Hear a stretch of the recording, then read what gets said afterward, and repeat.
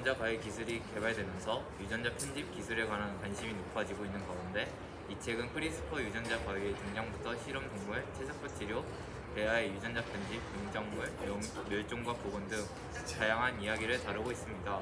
또한 유전자 과외의 장단점, 윤리적 문제까지 서술되어 있어 크리스퍼 유전자 과외에 관한 다방면으로 지식을 얻을 수 있습니다. 또한 이 책은 기술적 한계와 윤리적 갈등에 대해 고민할 수 있는 기회를 제공합니다. 윤리적 문제와 기술의 장점을 한눈에 보고 스스로가 이에 대해 어떻게 생각할지의 경험을 주는 것이 이 책의 최대 장점 중 하나라고 생각합니다. 혹시 장기 이식에 대해 관심이 있나요? 크리스퍼 유전자 과외에서는 장기 이식에 대한 설명, 발전 과정 등 흥미를 채워줄 수 있는 요소가 많이 있습니다. 이뿐만 아니라 항상 문제가 되고 있는 윤리 문제도 다루고 있어 한쪽으로 치우쳐지지 않은 책으로도 볼 수 있습니다. 조금 더 장기 이식에 대해 설명하자면 이종 이식이라는 것이 있습니다. 쉽게 말해서 다른 종 간의 장기 이식인데요. 이 문제가 무엇이냐면 사람 면역 체계가 거부 반응을 격하게 일으키고 돼지 내인성 레트로바이러스라는 것이 사람 세포를 감염시킬 수 있다는 것인데 이것을 해결하는 내용이 크리스퍼 유전자 과외에 나와 있습니다. 장기 이식에 대한 내용은 이 책에 대한 극히 일부, 채석화 치료, 인간 배아의 유전자 편집 등 다양한 내용이 더 담겨 있으니 재미있는 책 많이 보러 와주세요. 감사합니다. 여러분들 혹시 모기 때문에 스트레스 받아보신 적 있으신가요? 많은 사람들이 여름철만 되면 모기 때문에 많은 스트레스를 받습니다. 하지만 유전자 가위 기술을 이용해 이러한 모기들을 멸종시킬 수 있다고 하는데요. 이 책에서는 유전자 가위 기술을 이용해 모기들을 멸종시킬 수 있지만 멸종시키지 않는 이유를 다루고 있습니다. 이에 대해 관심 있으신 분들은 이 책을 읽고 궁금증을 해결하셨으면 좋겠습니다. 유전자 편집식물에 대해 각국의 규제 기준은 상당히 다른데요. 유전자 편집식물에 외래 DNA가 없는 경우 스웨덴에서는 유전자 변형 생물체로 취급하지 않지만 우리나라에서는 유전자 변형 생물체로 취급한다고 합니다.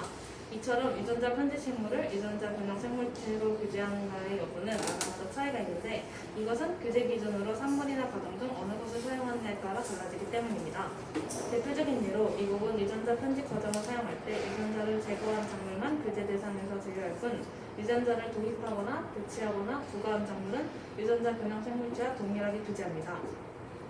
실제로 미국 농무부의 동식물 건강검역국은 DNA 절판의 삽입, 결실, 표적 유전자의 변형을 포함하는 과정에 의해 만들어진 생명과학 제품을 규제 대상에 포함시켰습니다. 캐나다에서 사용한 기술이 모든 새로운 형질이 도입되었다면 유전자 변형 생물체로 규제해야 되는 규칙을 고수하며 아르헨티나도 마찬가지입니다. 이렇게 나라마다 다른 규제 기준은 유전자 편집을 발전시키고 상업화하는 데 장애가 됩니다. 따라서 규제 당국은 여러 국가들과 함께 어떤 것을 유전자 편집 작물로 여겨야 할지에 초점을 맞추고 유전자 편집에 대한 규제를 현실적으로 재조정해야 한다고 생각합니다. 크리스퍼 유전자 관리 기술이 영화에서만 가능할 것 같았던 고대 생물 복원을 실현하는 데 기여하고 있습니다. 2015년 펜실베이니아 주립대학 연구팀은 매머드의 완전한 유전체 서열을 발표했습니다.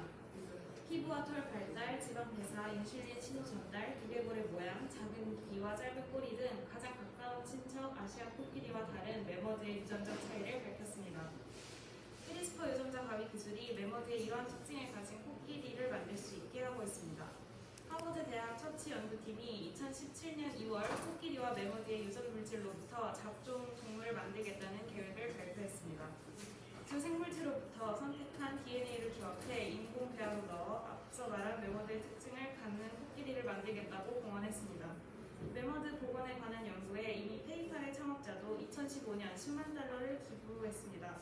올해 9월에는 미국의 생명유전학 회사 콜라셀이 1,500만 달러를 기부하기도 했습니다. 이 책을 읽으며 윤리적 부분 또는 법적으로 명확히 정해져야 하는 부분에 대해 올바른 제도가 자리 잡아야 하며 현재 유전자 가위의 기술적 부족함이나 법적 제도 등의 문제로 인해 유전자 가위를 사용하는 것은 너무 이르지만 앞으로 이러한 문제점을 해결한다면 인류의 의료 기술이 무궁무진하게 발전할 수 있다고 생각합니다.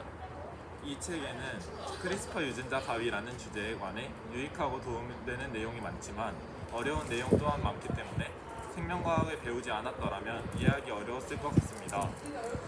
크리스퍼 유전자 가위에 대해 여러 측면으로 자세하게 서술되어 있고 농업과 의학, 생명과학 등 여러 분야에 밀접하게 관련되어 있어 이런 분야에 관심 있는 학생이면 추천하고 싶습니다. 여러분들 혹시 모기 때문에 스트레스 받아보신 적 있나요? 많은 사람들이 미친놈이야 진짜 씨발